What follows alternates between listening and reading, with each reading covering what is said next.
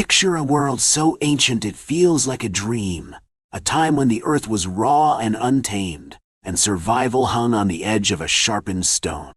10,000 years ago, on the vibrant shores of Lake Turkana in what is now Kenya, a pregnant woman sat bound, her heart racing as obsidian-tipped arrows sliced through the air. Her unborn child, carried in her final trimester, was destined to be part of humanity's oldest recorded massacre. This wasn't the cinematic clash of Hollywood epics, with noble warriors delivering rousing speeches before charging into battle. No, this was brutal, calculated, and far more unsettling than any movie could capture. The story we're about to unravel will shatter everything you thought you knew about our ancient ancestors. Forget the idyllic image of peaceful hunter-gatherers living in harmony with nature. The truth is darker, more complex, and endlessly fascinating. Today, we're diving into the archaeological record, peeling back layers of time to uncover what really happened when our ancestors went to war. This isn't just a tale of violence, it's a journey into the heart of what makes us human. Let's step into prehistory, a world where life and death were separated by the thinnest of margins. Were our early ancestors gentle foragers, sharing resources in small cooperative bands, or were they capable of organized, systematic violence that could rival the horrors of modern warfare? The answer lies not in myths or screenplays, but in the bones and stones scattered across ancient landscapes. Our story begins not with gleaming swords or iron shields, but with sharpened sticks and a precision that decided which human species survived and which faded into extinction. To understand this, we need to travel back further than you might imagine, 400,000 years into the past, to the shadowy caves of Cima de los Huesos in Spain. Here, archaeologists uncovered a chilling clue to our violent origins. Among a pile of ancient hominin bones, they found cranium 17, a skull marked by two distinct depression fractures on its frontal bone. These weren't random injuries. Forensic analysis revealed that both wounds were likely caused by the same object, struck twice with deliberate force in a face-to-face confrontation. Imagine the scene. Two figures in a dimly lit cave, one raising a heavy tool, perhaps a stone or wooden club, and bringing it down with lethal intent. This wasn't an accident or a hunting mishap. This was murder, the earliest recorded act of lethal interpersonal violence in hominin history. It's a sobering thought, isn't it? Long before anatomically modern humans existed, our distant cousins were capable of killing with purpose.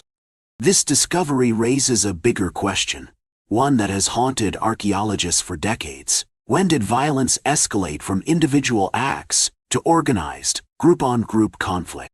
When did humans first band together not to hunt or build, but to destroy another group?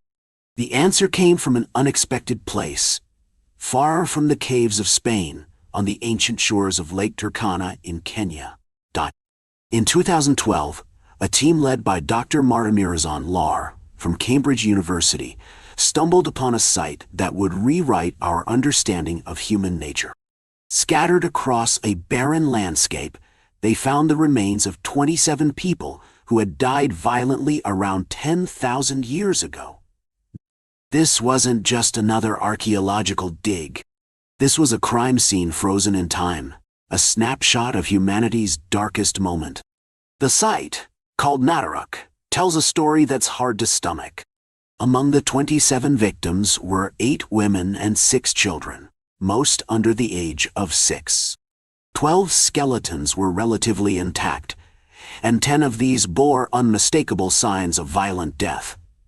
Skulls crushed by blunt force, cheekbones shattered, hands and ribs broken, arrow wounds piercing necks, and stone projectile tips, still lodged in the bones of 2 men. Perhaps most chilling of all, 4 individuals, including that pregnant woman in her final trimester, had their hands bound when they died. Picture the terror. A small band of foragers, perhaps fishing or gathering plants by the lake, suddenly ambushed by attackers who came armed not for hunting, but for slaughter. The attackers used clubs of different sizes, suggesting a coordinated effort, and obsidian projectiles, rare in the region, hinting they traveled from afar with one purpose: to kill. Dr. Mirazon Lar described the find in the journal E-Nature, calling it testimony to the antiquity of intergroup violence and war. These weren't isolated acts of rage or desperation. This was systematic, planned, and devastatingly effective. The Nataruk massacre shattered a long-held belief in archaeology that warfare only emerged with settled agricultural societies fighting over land and resources. But here's the twist. 10,000 years ago, the shores of Lake Turkana weren't the barren wasteland we see today. They were a fertile paradise, teeming with fish, game, and edible plants. These people weren't fighting over scarcity. They were living in abundance. So why did they die? What drove one group to attack another with such brutality? The answer forces us to confront an uncomfortable truth. Violence isn't just a product of need or competition. It's woven into our biology, as much a part of us as our capacity for love and cooperation. Professor Robert Foley, part of the research team, put it starkly. I have no doubt it is in our biology to be aggressive and lethal, just as it is to be deeply caring and loving. A lot of what we understand about human evolutionary biology suggests these are two sides of the same coin. This duality, our ability to nurture and destroy, lies at the heart of Nataruk. These early humans weren't mindless savages. They were intelligent, organized, and capable of planning a coordinated attack. The presence of obsidian suggests trade networks or long-distance travel. The use of multiple club sizes points to a group effort, with different individuals carrying specialized weapons. This wasn't a spontaneous brawl. It was a prehistoric war, executed with chilling precision. But the story of Nataruk isn't without controversy. Not everyone in the archaeological community agrees that it represents a massacre. In a response published in Nature, anthropologist Christopher Stojanovsky and his colleagues challenged the interpretation. They argued that some of the supposed evidence of violence, those fractured bones and shattered skulls, could have resulted from natural processes after the bodies were buried, not from intentional trauma.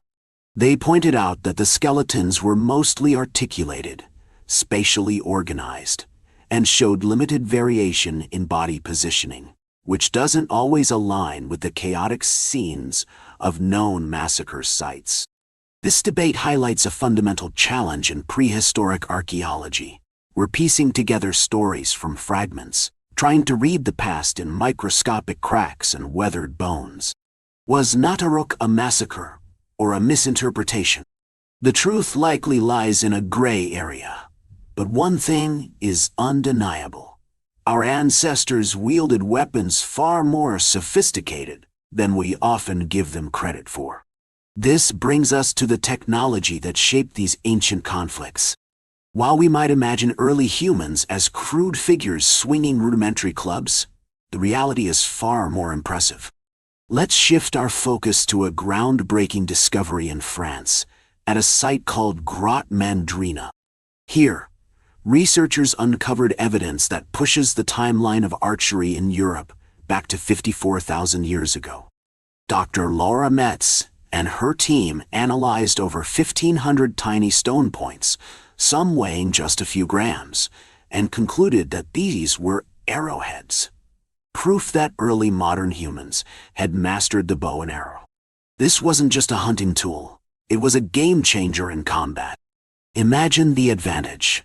While Neanderthals, our closest cousins, relied on heavy, handheld spears that required getting dangerously close to their target, modern humans could strike from a distance with deadly accuracy.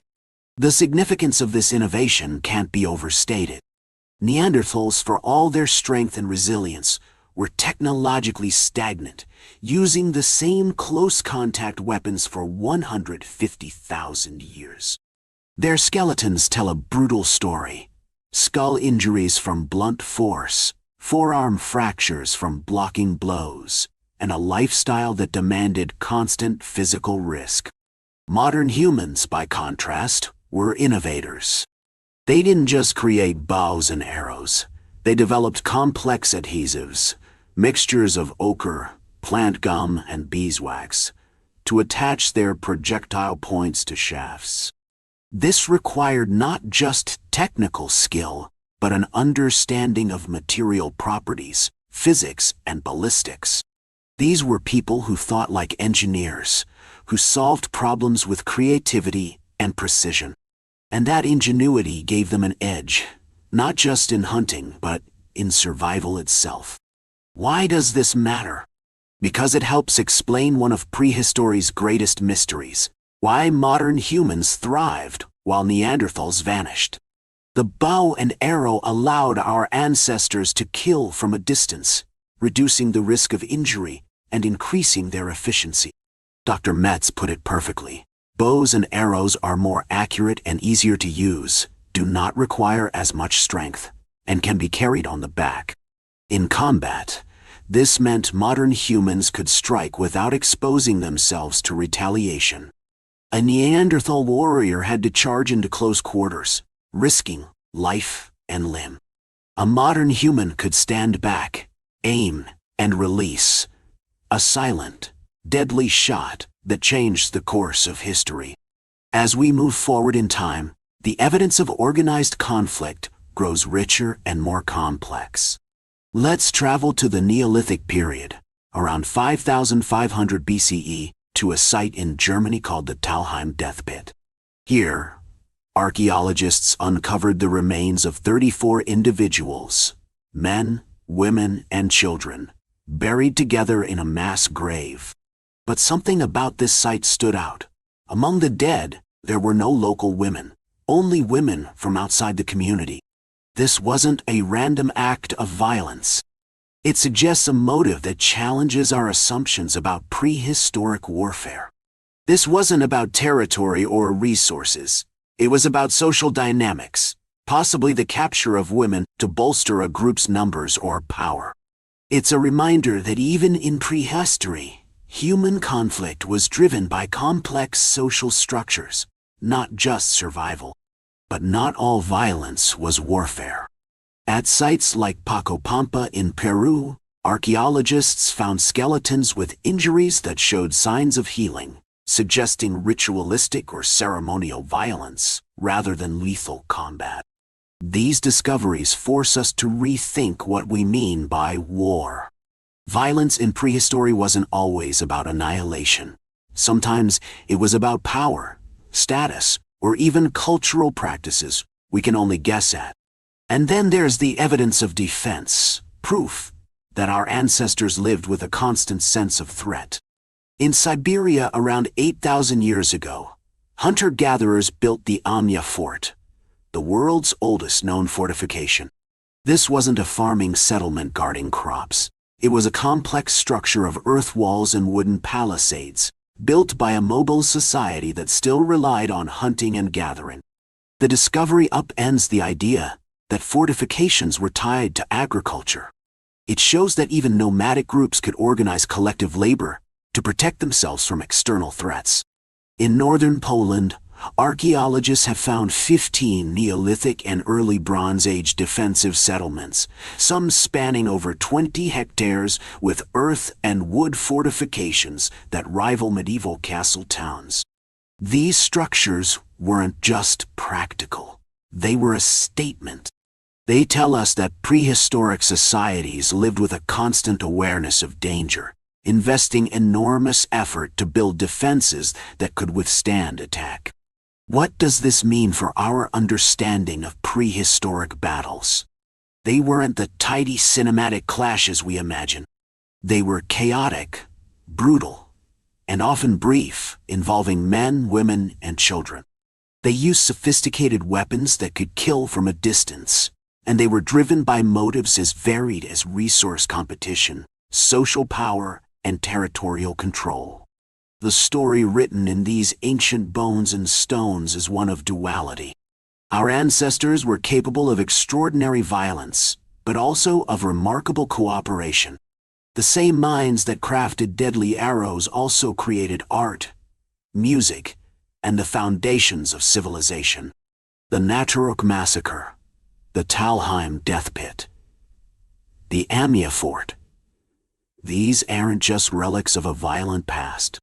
They're evidence of our adaptability, our ingenuity, and our ability to choose between destruction and creation. The real lesson from prehistoric warfare isn't that violence is inevitable. It's that the societies that survived were the ones that innovated, cooperated, and found ways to build something better. As we face our own modern challenges, these ancient stories remind us that we carry both the capacity to destroy and the power to create. The choice, as it was for our ancestors, is ours. So, what do you think? Does the evidence of prehistoric violence surprise you, or does it confirm something you've always suspected about human nature? Drop a comment below and let me know your thoughts.